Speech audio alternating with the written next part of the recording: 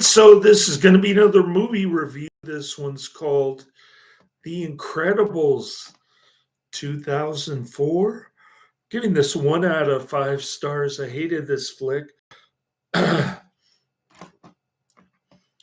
think I got this 5 years ago because it was on some libertarian film list. I have no idea why. Disney is represents everything wrong with movies these days. Ever since Toy Story, I think, around 1995.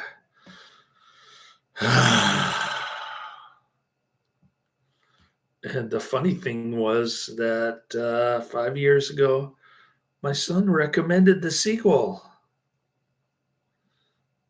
The Incredibles 2, which I also have on my list. So I hope the second one is better. But I'm not exactly holding my breath.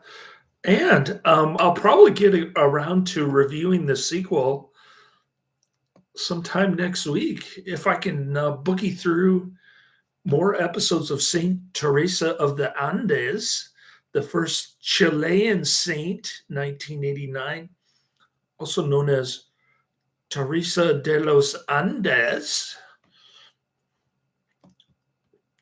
It's going to be a busy week. I haven't even updated my my Canon films. I was going to add some more Canon films earlier this morning to my movies list, but I didn't even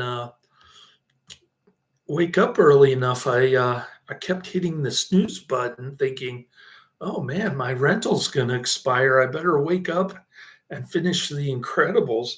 I paid $3.99 to watch this horrible kids stuff.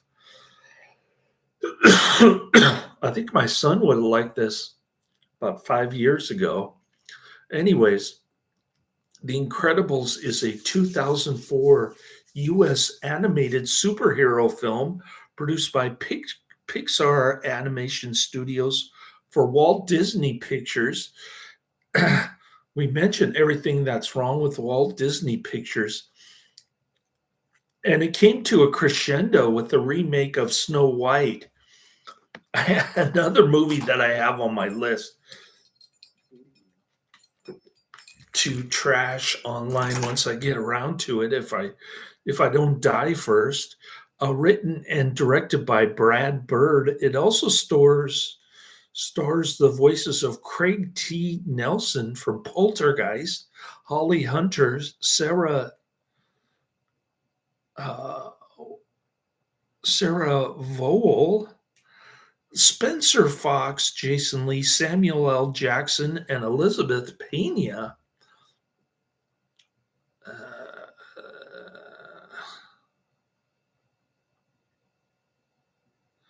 Elizabeth Peña. I forgot to add her name. She was in La Bamba, Batteries Not Included, Rush Hour. Okay, she was one of the voices. Well, internet seems to be working at 5:30 in the morning.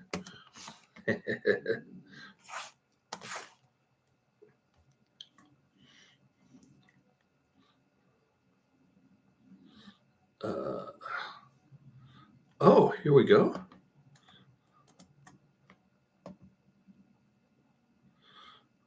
Let's see.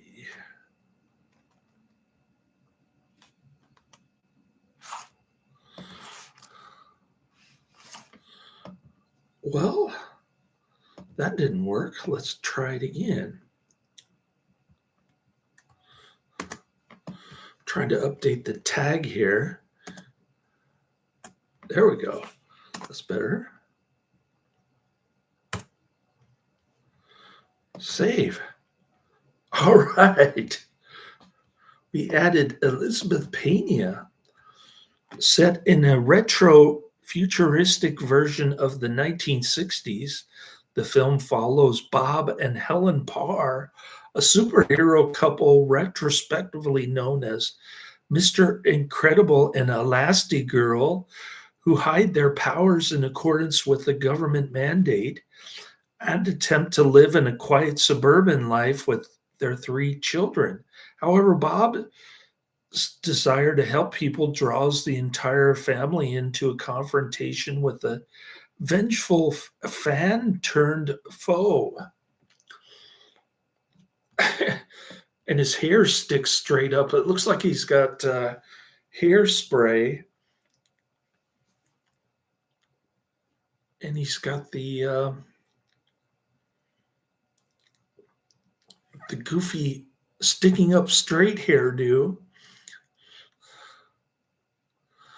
Bird, who was Pixar's first outside director, developed the film as an extension of the 1960s comic books and spy films from his boyfriend and personal family life.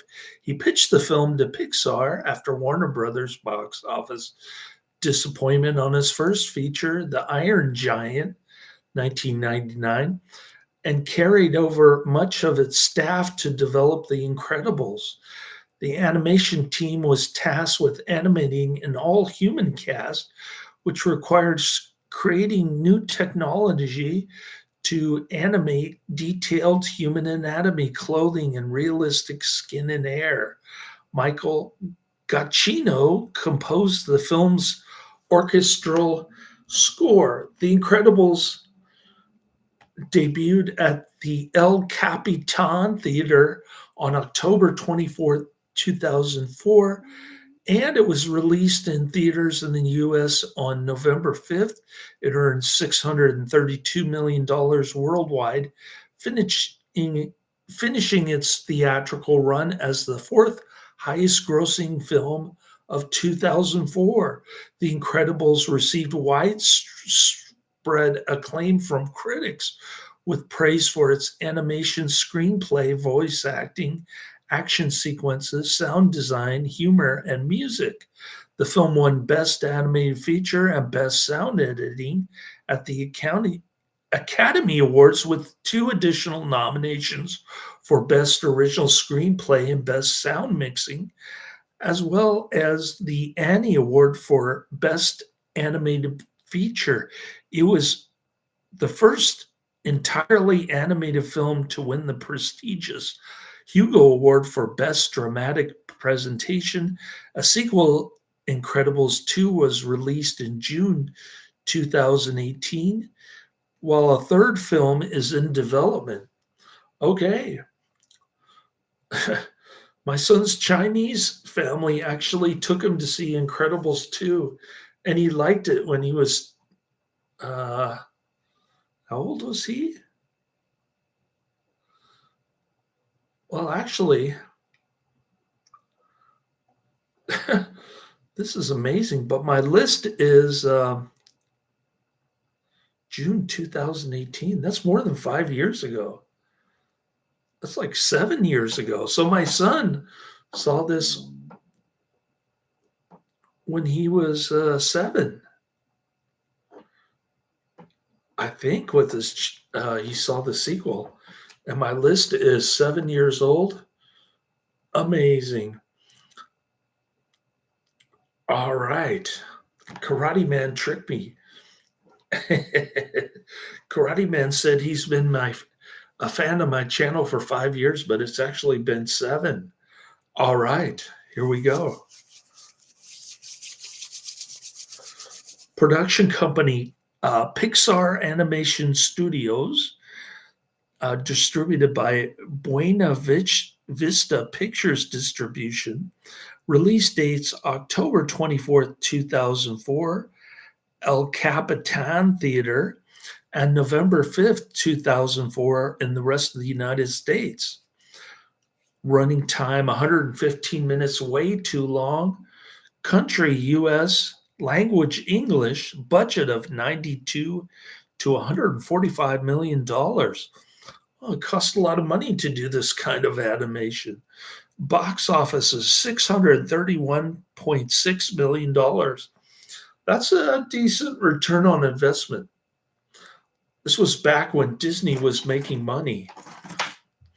During the glory days of superheroes, Bob Parr, alias Mr. Incredible, thwarts a civilian's attempted suicide by tackling him through a skyscraper window. Bob discovers supervillain Bomb Voyage robbing the building, but Bob is interrupted by his devoted fanboy, Buddy Pine, who wants to be his sidekick. Bob rejects Buddy, and Voyage clips a bomb into Buddy's cage. Bob gets the bomb off, but it destroys an elevated train track, forcing Bob to stop an oncoming train. After his wedding with Helen, alias Elastic Girl, Bob is sued for collateral damage by the suicidal civilian and the injured train passengers. Similar lawsuits create negative public image on superheroes, and the government initiates a superheroes relocation program, banning supers from using their powers in public and forcing them into hiding in exchange for their not being held responsible for such collateral damage. Does the government ever get sued for anything and lose? Well, that's a novel concept. Okay. 15 years later, Bob lives with Helen and their children, Violet, Dash, and baby Jack in a quiet suburb of Metroville. Bob misses his superhero days. Bob resents his mundane job as a claims adjuster, moonlighting as a vigilante with his friend Lucas Best, alias Frozone. One day, Bob injures his supervisor, Gilbert Hugh, after being prevented from stopping a mugging, and he is consequently dismissed. That evening, a woman named Mirage secretly offers Bob a mission to subdue a giant omnidroid robot loose on the island of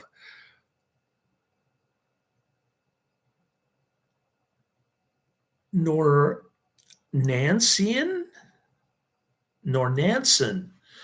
All right, Bob succeeds by tricking the machine into ripping out its own power source. Rejuvenated by the action and higher pay, Bob trains to get back into shape, and Bob asks superhero costume designer Edna Mode to fix a tear in his old suit, incorrectly assuming that Helen knows of Bob's new job. Edna makes new suits for the entire family. Summoned back to Nomanassan, that's a tongue twister. Bob discovers Mirage is working with Buddy, now calling himself Syndrome after being embittered by Bob's rejection. Syndrome has become wealthy by inventing weapons that mimic superpowers. He has been perfecting the Omnidroid by luring supers to fight it until it kills them. Syndrome intends to send an Omnidroid to attack Metroville, then defeat it publicly with secret controls, thereby gaining hero status. He intends to then sell his inventions to the world, thereby rendering superheroes meaningless. Seems like a stupid idea, but this is a kid's movie and it's Disney, so what do you expect? Avenger 6 is in the chat room. How's it going? Looking forward to the rant. Yeah, we don't like kids' movies on this channel. I'm sorry. And we don't like Disney, especially after 1995. Father Isaac Mary Relea says that Disney has subliminal messages, even the early stuff, the pre 1995 stuff. He says it's the devil. The devil is behind Disney.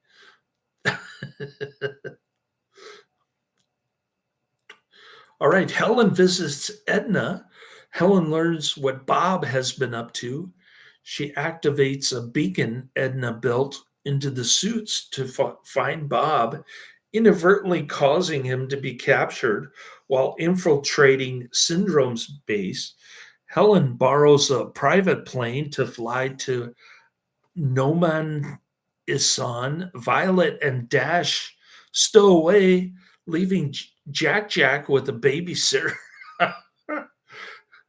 Now this has to be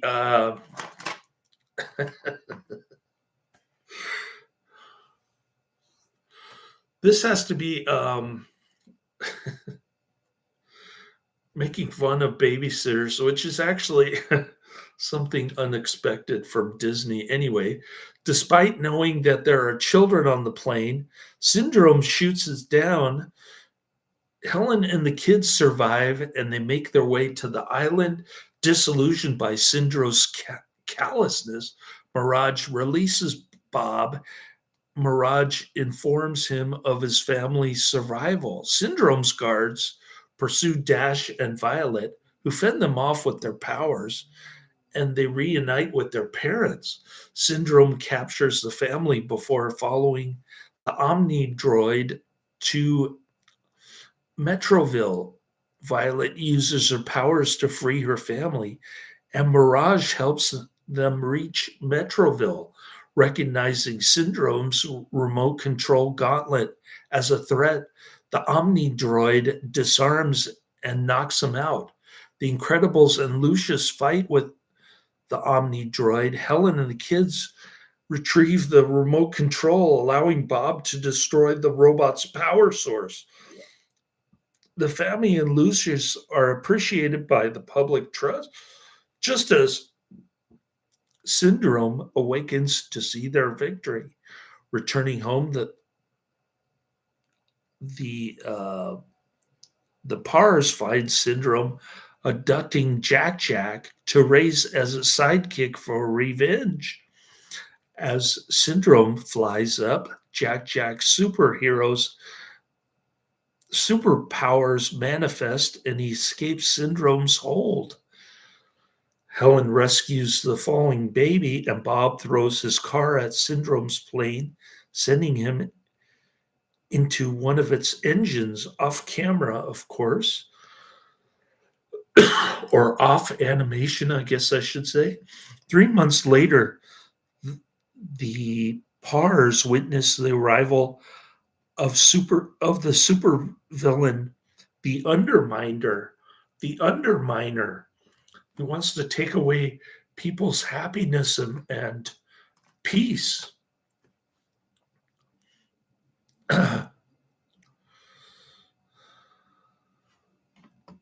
Who else is in this?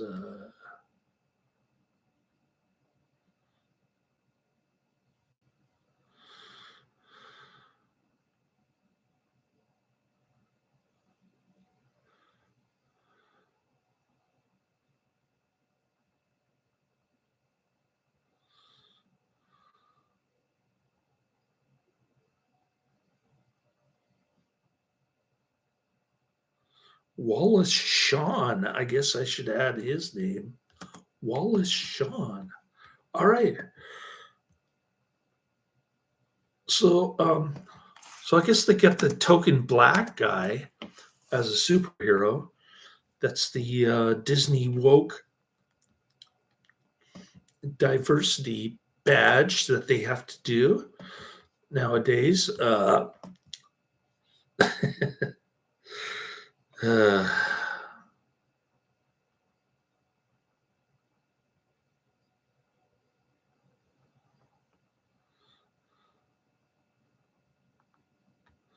well, you've got Jason Ratzenberger as one of the voices. I'll add his name. Oh boy.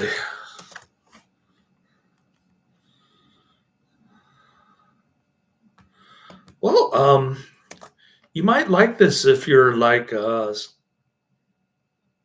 years old. Otherwise, I'll say skip it. It's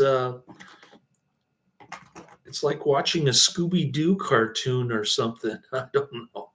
I don't know how else to describe it. Maybe Avenger 6 can help me out. The Incredibles as a concept dates back to 1993 when Bird sketched the family during an uncertain point in his film career.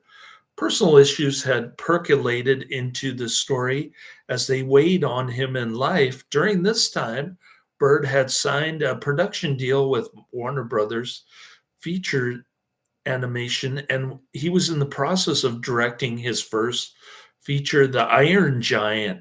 Approaching middle age and having high aspirations for his filmmaking, Bird pondered whether his career goals were attainable only at the price of his family life. He stated, consciously, this was just a funny movie about superheroes, but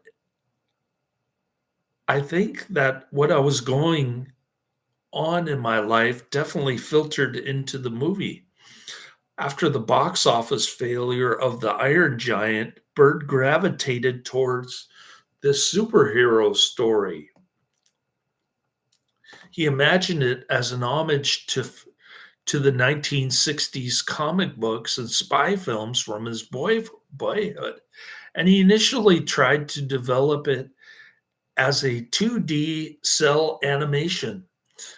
When The Iron Giant became a box office bomb, he reconnected with his old friend, John Lasseter, at Pixar in March 2000, and he pitched his story idea to him.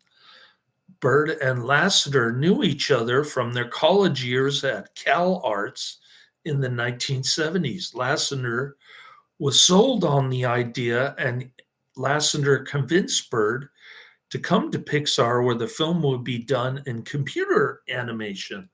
The studio announced a multi film contract with Bird on May 4th, 2000. The Incredibles was written and directed solely by Brad Bird, a departure from previous Pixar productions, which typically had 2 or 3 directors, with the other one or two being credited as co directors, and as many screenwriters either on screenplay or story with a history of working for the company. In addition, it would be the studio's first film in which all characters are human. Bird came to Pixar with the lineup of the story's family members worked out: a mom and a dad, both suffering through the dad's midlife crisis, a shy teenage girl, a cocky 10-year-old boy, and a baby. Bird had based their powers on family archetypes. During production, Hayao uh, Mazu- Miyazaki of Studio Ghibli visited Pixar, and he saw the film's story reels. So Miyazaki is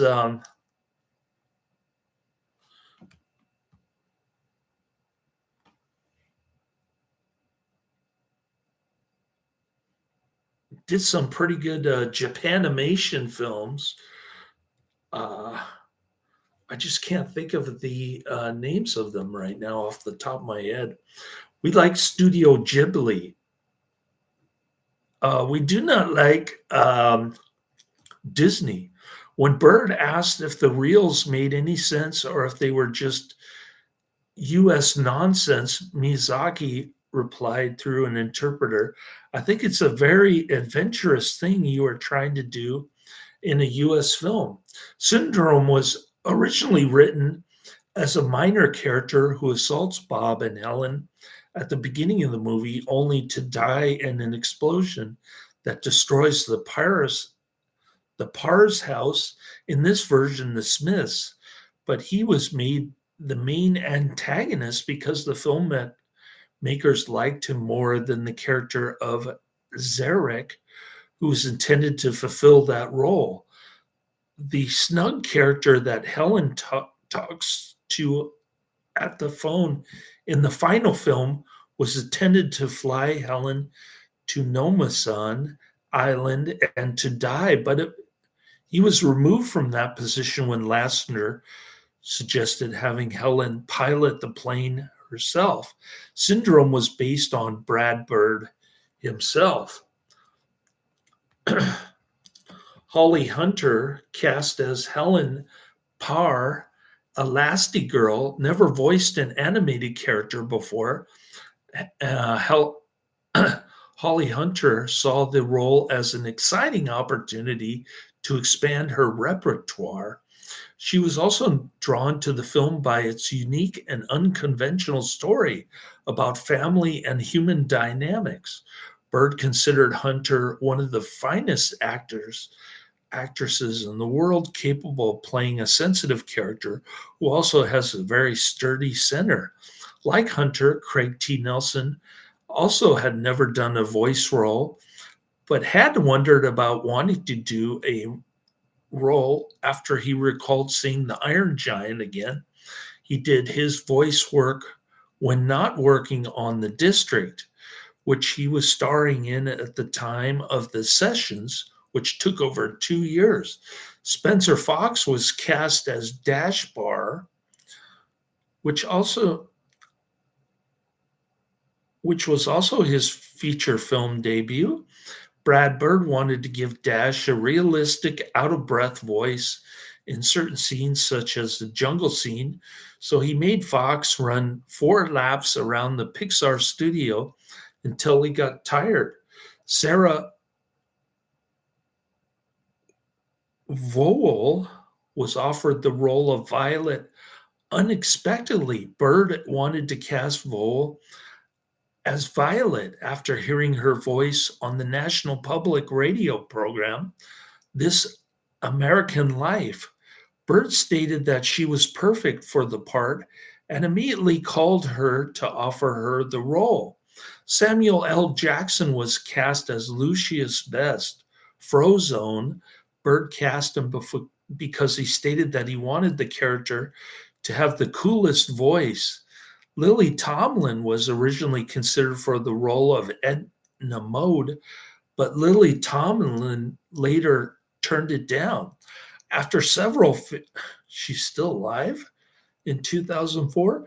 After several failed attempts to cast Edna Mode, Bird took on her voice role himself. It was an extension of the Pixar custom of tapping in-house staff whose voices came across particularly well on scratch dialogue tracks.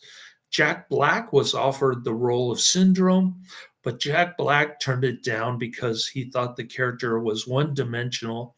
He later came to regret the decision. Using Pixar's acceptance of the project, Brad Bird was asked to bring in his own team for the production. He brought up a core group of people he worked with on the Iron Giant. Because of this, many 2D artists had to make the shift to 3D, including Bird himself. Bird found that working with CGI wonderfully malleable in a way that traditional animation is not, calling the camera's ability to easily switch angles in a given scene marvelously adaptable. He found working in computer animation difficult in a different way than working traditionally, finding the software sophisticated and not particularly friendly. Bird wrote the script without knowing the limitations or concerns that went hand in hand with the medium of computer animation. As a result, this was to be the most complex film yet for Pixar. The film's characters were designed by Tony Fucile and Teddy Newton, whom Bird had brought with him from Warner Brothers. Like most computer animated films, The Incredibles had a long period of building the film from the inside out, modeling the exterior and understanding controls that would work the face and the body, the articulation of the character before animation would ever begin. Bird and Fushi tried to emphasize the graphic quality of good 2D animation to the Pixar team, who had only worked primarily in CGI. Bird attempted to incorporate teaching them from Disney's 9 Old Men that the crew at Pixar had never really emphasized. For the technical crew members, the film's human characters posed a difficult set of challenges. Bird's story was filled with elements that were difficult to animate with CGI back then. Humans are widely considered to be the most difficult things to execute in animation.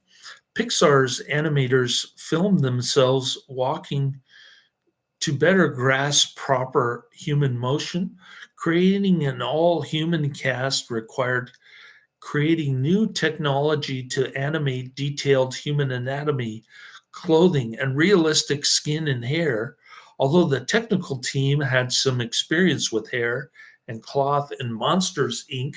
2001, the amount of hair and cloth required for The Incredibles had never been done by Pixar up to that point. Moreover, Bird would tolerate no compromises for the sake of technical simplicity. When the technical team on Monsters, Inc. had persuaded director Pete Docter to accept pigtails on Boo to make her hair easier to animate, the character Violet had to have long hair that obscured her face. In fact, this was integral to her character. Violet's long hair, which was extremely difficult to animate, was only successfully animated toward the end of production. In addition, animators had to adopt to having hair both underwater and blowing through the wind. Disney was initially reluctant to make the film because of these issues, thinking that a live action film would be preferable, but Lasseter denied this. Not only did The Incredibles cope with the difficulty of animating CGI humans, but also many other complications. The story was bigger than any prior story at the studio. It was longer in running time and had 4 times the number of locations.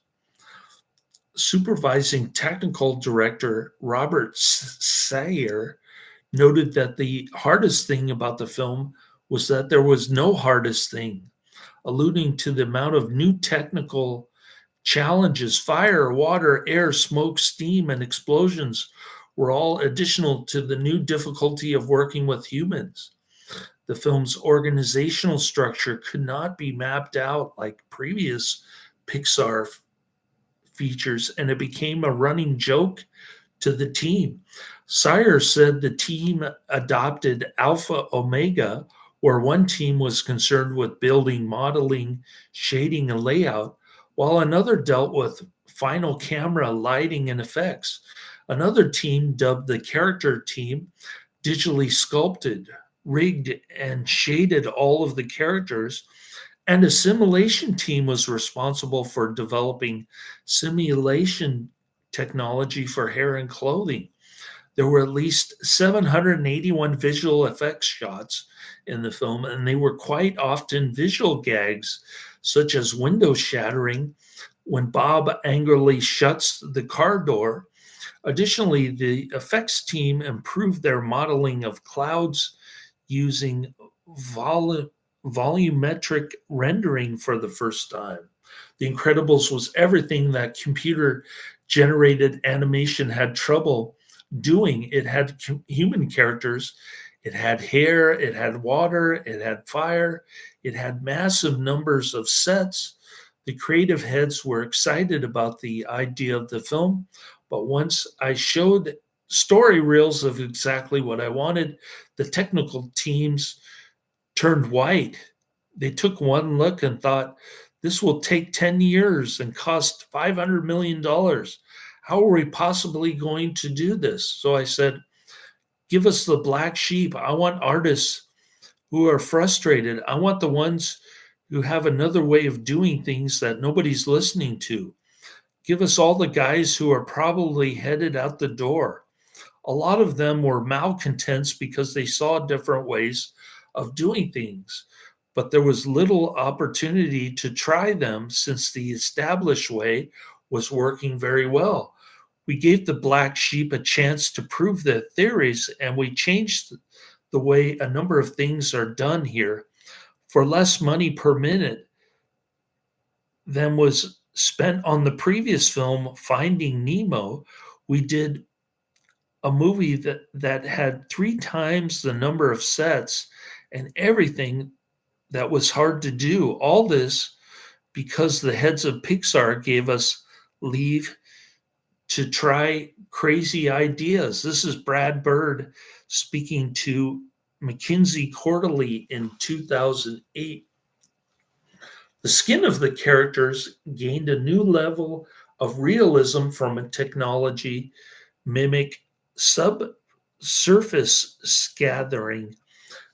The challenges did not stop with modeling humans. Bert decided that a shot near the film's end, baby Jack, would have to undergo a series of transformations. And one of the 5 planned, he would turn himself into a kind of goo. Technical directors who anticipated spending 2 months or even longer to work out the goo effect, stealing precious hours from production that had already entered its final and most critical stages, petitioned the film's producer John Walker for help. Bird, who had himself brought Walker over from Warner Brothers to work on the project, was at first immovable, but after arguing with Walter in several invective laced meetings over the course of the 2 months, Bird finally conceded. Bird also insisted that the storyboards define the blocking of character motions, lighting, and camera movements, which had previously been left to other departments rather than storyboarded. Bird admitted that he had the knees of the studio trembling under the weight of The Incredibles, but he called the film a testament to the talent of the animators at Pixar who were admiring the challenges the film provoked. He recalled, basically, I came into a wonderful studio, frightened a lot of people, and how many presents I wanted for Christmas, and I got almost everything I asked for.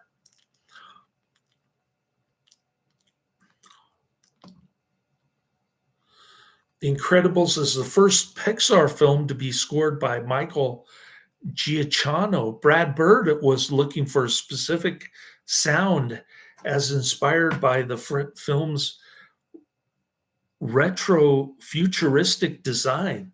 The future as seen from the 1960s. John Barry was the first choice to do the film score, with the trailer of the film given a re-recording of Barry's theme to On Her Majesty's Secret Service.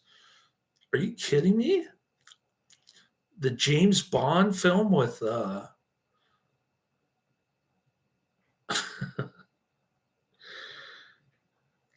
what's her name? Anyways, I think I have that movie on my movies list.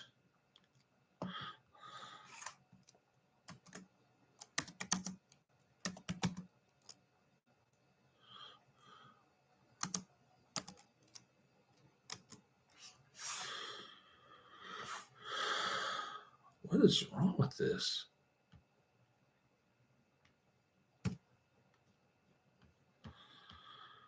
Yeah, it's somewhere on my movies list. Let's see if I can reload this. Anyways, however, Barry did not wish to duplicate the sound of some of his earlier soundtracks. The assignment was instead given to Giacchino.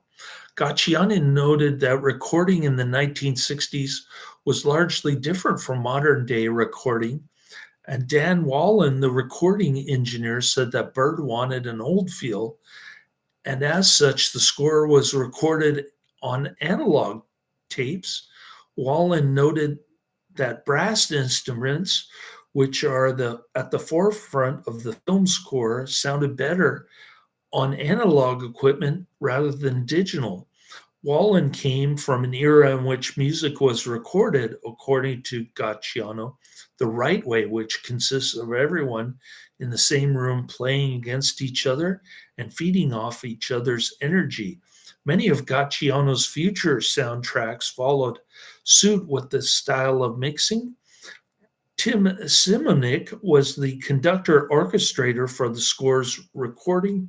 The film's orchestral score was released on November 2nd, 2004 by Walt Disney Records 3 days before the film opened in theaters. It won numerous awards for Best Score, including Los Angeles Film Critics Association Award, BMI Film and TV Award, ASCAP Film and Television Award, Music Award, Annie Award, Las Vegas Film Critics Society Award, and Online Film Critics Society Award, and was nominated for a Grammy Award for Best Soundtrack for Visual Media, Satellite Award, and Broadcast Film Critics Association Award. Several film reviewers drew precise parallels between the film and certain superhero comic books like Powers, Watchmen, Fantastic Four, Justice League, and the Avengers. The producers of the 2005 adaptation of the Fantastic Four were forced to make significant script changes, and they added more special effects because of similarities to The Incredibles. Bird was not surprised that comparisons arose due to superheroes being the most well-trod turf on the planet. But he noted that he had not been inspired by any comic book specifically, only having heard of Watchmen. He did comment that it was nice to be compared to it, since if you're going to be compared to something, it's nice if it's something good. Some commentators took Bob's frustration with celebrating mediocrity and Syndrome's comment that when everybody's super, no one will be, as a reflection of views shared by German philosopher Friedrich Nietzsche, or an extension of Russian US novelist Ayn Rand's objectivist philosophy, which Bird felt was ridiculous. Yeah, I think it's ridiculous too. This is why this movie was on the libertarian film list, because some people were saying it represents Ayn Rand's objectivism philosophy. He stated that a large portion of the audience understood the message as he intended, whereas 2% thought I was doing the Fountainhead or Atlas Shrugged. Some purported that The Incredibles exhibited a right-wing bias, which Bird also scoffed at. I think that's as silly of an analysis as saying the Iron Giant was left-wing. I'm definitely a centrist and feel like both parties can be absurd. The film also explored Bird's dislike for the tendency of the children's comics and Saturday morning cartoons of his youth to portray villains as unrealistic, ineffectual, and non threatening. In the film, Dash and Violet have to deal with villains who are perfectly willing to use deadly force against children. On another level, both Dash and Violet display no emotion or regret at the deaths of those who are trying to kill them, such as when Dash outruns pursuers who crash their vehicles while chasing them, or when both of them witness their parents destroy several attacking vehicles with people inside in such a manner that the deaths of those piloting them is undeniable. Despite disagreeing with some analysis, Bird felt it gratifying for his work to be considered on many different levels, which was his intention. The fact that I was written about in the op-ed section of the New York Times several times was really gratifying to me. Look, it's a mainstream animated movie, and how often are those considered thought-provoking? A teaser trailer of The Incredibles premiered on May 30th, 2003, and it was attached to the screenings of Finding Nemo. Several companies released promotional products related to the film in the weeks before the film's opening. There were also promotional tie-ins with SBC Communications using Dash to promote the blazing fast speed of its SBC Yahoo DSL service. Tide, Downy, Bounce, and Mickey D's. Dark Horse Comics released a limited series of comic books based on the film. That might be interesting to collect. Toy maker Hasbro produced a series of action figures and toys based on the film. Kellogg's released an Incredibles themed cereal, as well as promotional Pop-Tarts and fruit snacks, all proclaiming an incredibly blast of flavor. Pringles included potato chips featuring the superheroes and quotes from the film. In July 2008, it was announced that a series of comic books based on the film would be published by Boom Studios in collaboration with Disney Publishing by the end of the year. The first miniseries, Boom, was The Incredibles Family Matters by Mark Wade and Marcio Takara, which was published from March to June 2009 and collected in trade paperback in July of that year. I think there was even a Disney on Ice that I went to that was exclusively The Incredibles. I brought a very young, comely Chinese gal that I met on Yahoo Singles at the time. She was going to UC Berkeley. Her name was Jenny Wong, and she was a language major, kind of a useless major for UC Berkeley. Usually the big money majors are engineering. At least that's my perception. And she was a languaging major. So my coworkers were hosting a Disney on Ice event, and I brought this 21-year-old girl. Here's a middle-aged guy going out with a 21-year-old, and all my coworkers are looking at me like sheep in the headlights with this girl. Anyway, The Incredibles was released theatrically in the US on November 5th, 2004 in theaters. The Incredibles was accompanied by a short film, Bound in 2003. The theatrical release also includes sneak peeks for Cars and Star Wars Episode 3, Revenge of the Sith, which I've not seen. While Pixar celebrated another triumph with The Incredibles, Steve Jobs was embroiled in a public feud with the head of its distribution partner, the Walt Disney Company. This would eventually lead to the ousting of Michael Eisner and Disney's acquisition of Pixar the following year. In March 2014, Disney CEO and chairman Bob Iger announced that the film would be reformatted and re-released in 3D.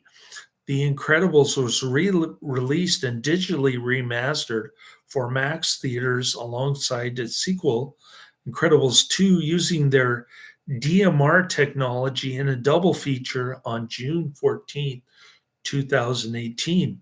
As part of Disney's 100th anniversary, The Incredibles was released between September 1st to 14th, 2023 in the United States and October 5th to 11th in Latin America.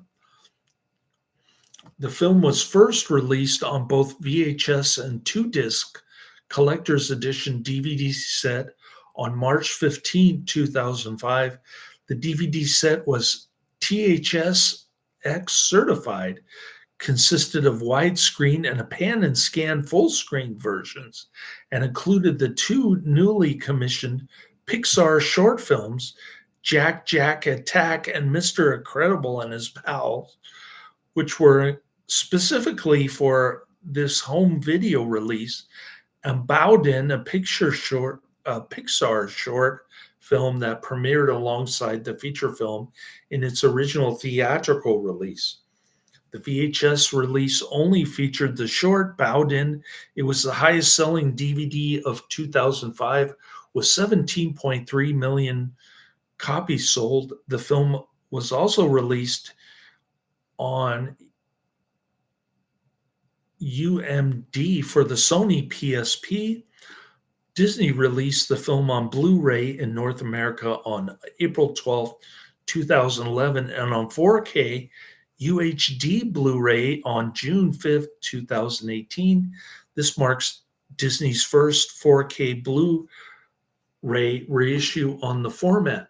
The Incredibles earned $261.4 million in the United States and Canada and $370.1 million in other territories for a worldwide total of $631.6 million. It was the fourth highest grossing film of 2004 behind Shrek 2, Harry Potter, and The Prisoner of Azkaban, and Spider-Man 2. The Incredibles was released with Alfie on November 5th, 2004. It debuted earning $70.7 million from 3,933 theaters. This made it the second highest opening weekend for an animated film, trailing only behind Shrek 2. The film opened in the number one spot at the box office, dominating Saw, The Grudge, Shark Tale, Ray, Ladder 49, and other films. Despite its opening, the overall Hollywood revenues fell, continuing a box office slump that had lingered for most of the fall season. The top 12 movies took in $136.1 million, down to 5% from the same weekend the previous year, just after the openings of The Matrix Revolutions and Elf. For 15 years, The Incredibles had the biggest November opening weekend for an animated film until it was dethroned by Frozen 2 in 2019. It continued to rule the box office while staying ahead of The Polar Express. Its second weekend earnings dropped by 28% to $51 million, and followed by another $26 million the third weekend. The Incredibles completed its theatrical run in the United States and Canada on April 14, 2005. The Incredibles received widescreen widespread acclaim upon release on the review aggregator website Rotten Tomatoes. 97% of 252 critics' reviews are positive, with an average rating of 8.4 out of 10. The website's consensus reads, bringing loads of wit and tons of fun to the animated superhero genre, The Incredibles easily lives up to its name. Metacritic, which uses a weighted average, assigned the film a score of 90 out of 100 based on 41 critics indicating universal acclaim. Audiences polled by CinemaScore gave the film a rare average grade of an A plus on an A plus to F scale, making it Pixar's fourth consecutive film to receive this grade after Toy Story 2, Monsters Inc., and Finding Nemo. The Incredibles was Pixar's sixth consecutive film to obtain both critical and commercial acclaim. Roger Ebert of the Chicago Sun-Times gave the film 3.5 out of 4. We do not like Roger Ebert on this channel, writing that the film alternates breakneck action with satire of suburban sitcom life and is another example of Pixar's mastery of popular animation. Peter Travers of Rolling Stone also gave the film 3.5, calling it one of the year's best and saying it doesn't ring cartoonish, it rings true. Yeah, I guess even Roger Ebert and Peter Travers have the mind of a 7-year-old here. Giving the film 3.5 as well, People magazine found that The Incredibles boast a strong entertainment story and a truckload of savvy comic touches. I didn't laugh a single time in this movie. I thought it was dumb. All right. Eleanor Ringel Gillespie of the Atlanta Journal-Constitution was bored by the film's recurring passages of earlier action films, concluding that Pixar whizzes do what they do excellently. You just wish they were doing something else. Jessica Winter of The Village Voice criticized the film for playing as a standard summer action film despite being released in early November. Her review, titled as Full Metal Racket, noted that The Incredibles announces the studio's arrival in the vast yet overcrowded Hollywood lot of eardrum bashing, metal crunching action sludge. Laura Clifford of Reeling Reviews gave the film an A- and said, mix X-Men and True Lies and Spy Kids, then add the retro design of the Powderpuff Girls, all tied together with the magical technology of Pixar. In a positive review, Jennifer Frey of the Washington Post explained that the movie is full of wonderful little touches. Syndrome, the bad guy, is drawn to remind viewers of Heat Miser from the classic Christmas cartoon The Year Without a Santa Claus. As always, Pixar excels with its animation, but what makes this family film even more appealing is the smartness of the script, which is clearly written end to end to appeal to adults as well as children. Really? Didn't appeal to me. The Incredibles was included on a number of best of lists. It appeared on professional rankings from The Guardian based on retrospective appraisal as one of the greatest films of the 21st century. Travers also named it as number 6 on the list of the decade's best films. Several publications have listed it as one of the best animated films, including Entertainment Weekly 2009, IGN 2010, Insider, USA Today, and Ellie all 2018, Rolling Stone 2019, Parade, Complex, Time Out New York, and Empire all 2021. The Incredibles appeared on several lists of the best superhero films by outlets including Time 2011, Paste, Vulture, Marie Claire, all 2019. IGN, 2020. Esquire, The Indian Express, and Parade, all 2021. In December 2021, the film's screenplay was listed number 48 on the Writers Guild of America's 101 Greatest Screenplay of the 21st Century so far. Others have named it one of the best conservative films, best action films, and best political films. In 2025, it ranked number 92 on the Reader's Choice edition of the New York Times list of the best 100 best movies of the 21st century. The Incredibles led the 77th Academy Awards season with 4 nominations, including Best Original Screenplay and Sound Mixing. It received 2 Oscars, Best Animated Feature and Sound Editing. Joel Morgensen of the Wall Street Journal called The Incredibles the year's best picture. Premiere Magazine released a cross-section of all the top critics in America, and The Incredibles placed at number 3, whereas review aggregation website Rotten Tomatoes cross-referenced reviews that suggested its year's highest rated film. The film was also received the 2004 Annie Award for Best Animated Feature and the 2005 Hugo Award for Best Dramatic Presentation, Long Form, and it was nominated for the 2004 Golden Globe Award for Best Motion Picture, Musical, or Comedy. It also won the Saturn Award for Best Animated Film.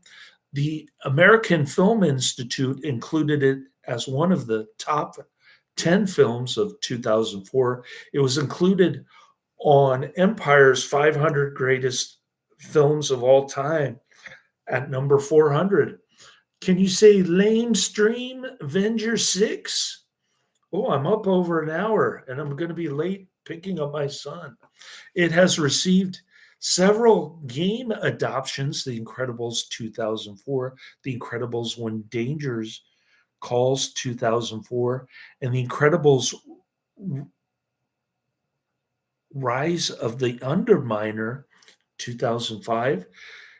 Connect Rush, a Disney picture adventure 2012, features characters and worlds from the 5 Pixar films, including The Incredibles.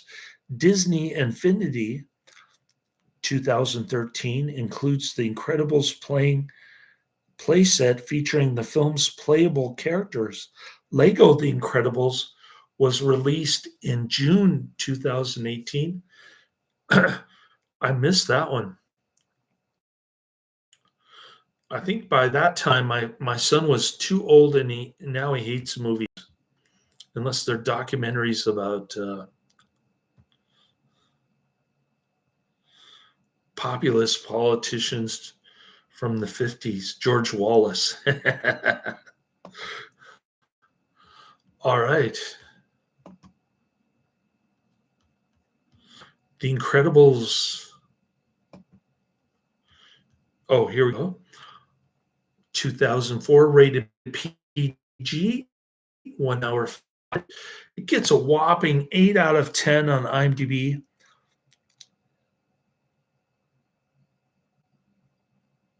Am I reading this right? Oh, 884,000 ratings on IMDb. In terms of popularity, it's ranked 811, up 208. So this is super lamestream stuff we're talking here. While trying to lead a quiet suburban life, a family of undercover superheroes are forced into action to save the world. We got the all right. Reviewers say The Incredibles is celebrated for its engaging action, humor, and family themes, exploring identity and teamwork. Identity? What? The animation, voice acting, and Brad Bird's direction receive high praise. Its sophisticated storytelling appeals to all ages, although some predictable runtime long. That would be me. Overall, the film is lauded for its innovative superhero take and memorable characters. That's an AI generated summary from the text of user reviews. Here's a contrary review giving it a 10 out of 10. Now, this is a super lamestream review of a super lamestream movie, if you can believe that. The name of the reviewer is uh, Pyrolytic Pyrolytic Carbon. And the date of the review is November 20th, 2004. So they must have saw this right out of the movie theater.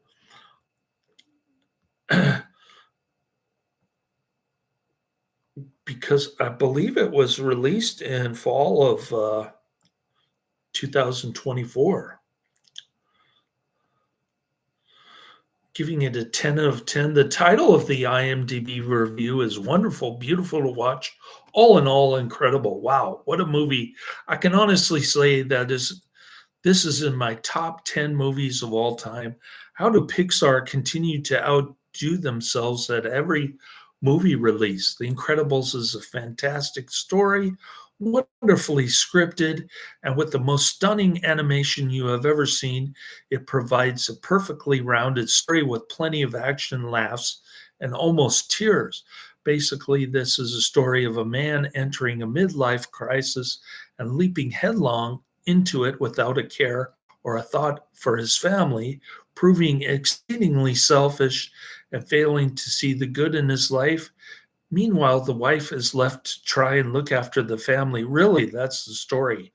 Now, what Pixar have done is drop in the idea that the parents are superheroes, banned from being super many years previously by the government, and the people trying to live a normal life. Add to the mix that some of their children have inherited their own powers, and that the supervillains are planning a comeback, and you have this wonderful movie. I can't begin to convey how wonderful the animation is. It's perfect.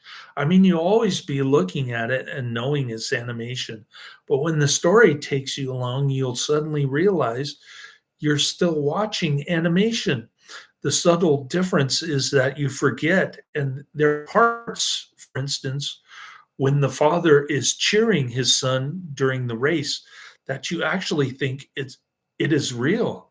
The effects for water, fire, two of the hardest things to recreate in animation, and lava are wonderful to watch and caught me drawing a breath when I first saw them.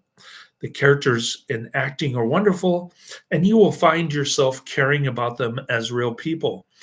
At some point, I could feel a big swallow coming up and wavering Adam's apple, obviously due to the food earlier, nothing to do with the movie. I often find that movies aren't paced well, that they either have too long or too short an introduction to the characters, or the events that lead up to the pivotal point of the movie are unbalanced against the climax. All sorts of combinations. Not here. This is perfect and well balanced. Story takes you along just when you are ready. And there are no points where I wished we could move on or something could happen quicker. My only frustration were at the kids, and this was only because they were behaving exactly as real kids would. It was interesting to see the comparisons and links to other famous superheroes through comic lore, definitely with nods to the Fantastic Four, Silver Surfer, and huge nods to the Watchmen. My only concern is that there is so much similarity to The Watchmen that those who haven't read the graphic novel will be saying that's the Incredibles movie when Watchmen finally comes to fruition. The short film showing before this was wonderful in itself and had the audience laughing out loud. Loads. Excellent. And once again, outdoes every short that they've produced before. Bowden was beautifully animated and wonderfully told, guaranteed to bring a huge smile to your face. All in all, I think this movie is perfect and truly incredible. All right. So I stand corrected. This movie is not for 7-year-olds exclusively. It's also for animation nerd geeks and Chinese people who actually went to the movie theater.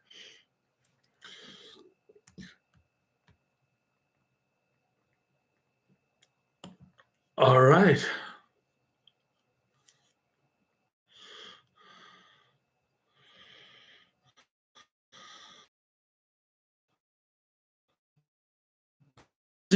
Recorded his lines in 4 days while Craig T. Nelson, Bob Barr, Mr. Incredible, reported his lines over the span of 2 years. More like this, Monsters, Inc.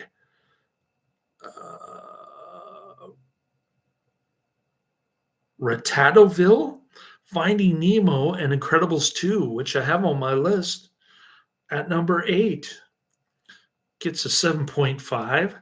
So obviously the original petered out with the sequel, I guess you could say.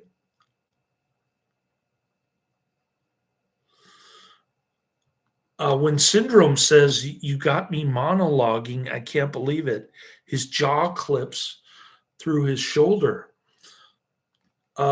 Lucius is quoted as saying, "Honey," and Honey is saying, "What?" Then Lucius says, "Where's my super suit?" Honey says, "What?" Lucius says, "Where's my super suit?" The credits are shown interacting with the film's characters and in stylized rendition of the film's key scenes. In the Argentinian version of the movie, not only the newspaper headlines are written in Spanish, but also street names are changed.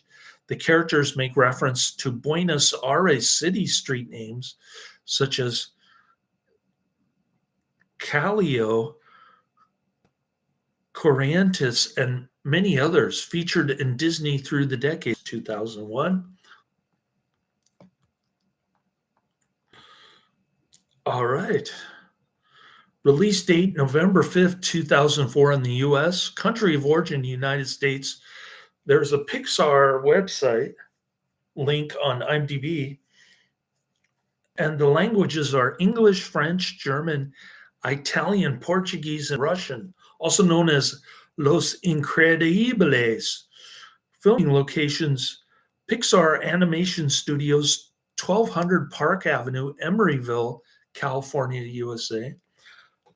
I know where that is. I used to work there when I did grocery delivery for Good Eggs. Production companies, Walt Disney Pictures, Pixar Animation Studios. All right. Box office budget of $92 million estimate. Opening weekend, US and Canada, $70,467,623, November 7th, 2004. Gross US and Canada, $261,441,092. Gross worldwide, $631,688,498. So this is back when Disney was actually making money. Now it's just a worthless woke corporation that signs of it in this movie with their token black character and their their identity stuff. Like you can't make this up.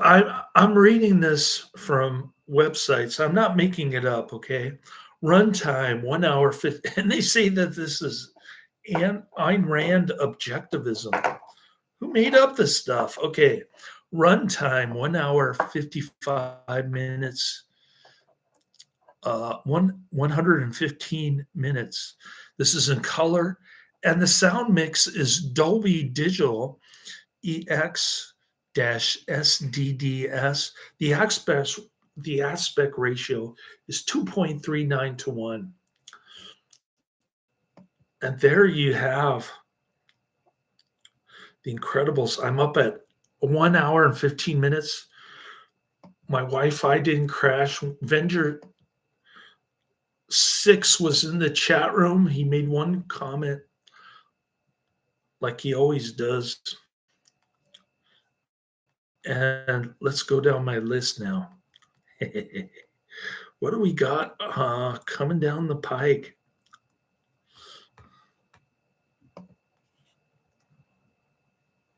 This is taking forever.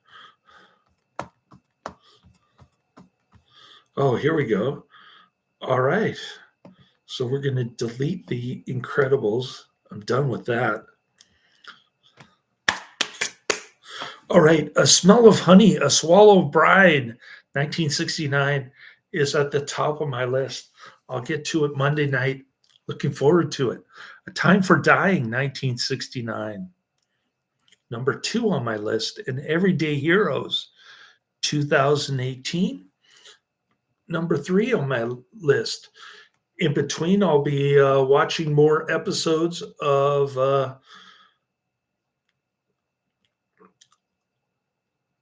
Teresa de los Andes, the Chilean TV miniseries. I'm going to continue that while I'm watching movies. And Avenger 6 is still in the chat room. He says, I agree, Disney sucks. Yeah.